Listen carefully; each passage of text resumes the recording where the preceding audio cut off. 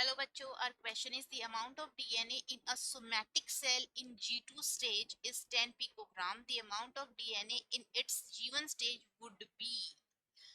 So एक somatic cell है.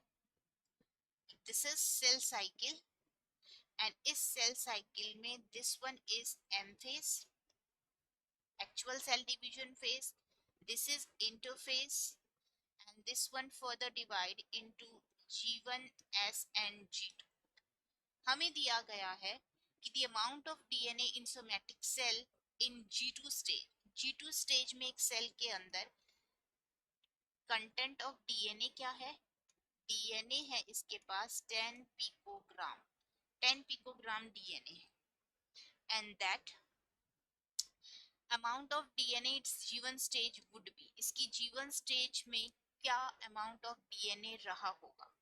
So इसकी जीवन G2 फेज से पहले S फेज आई होगी.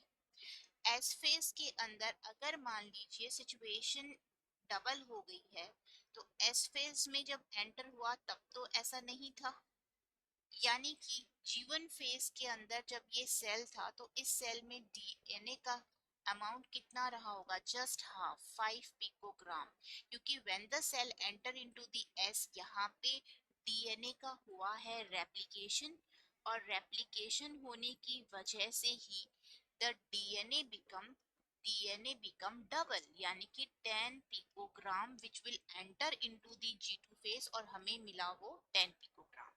So उसमें रहा कितना होगा? इनिशियली G1 के अंदर 5 picogram. So answer 1 is the right.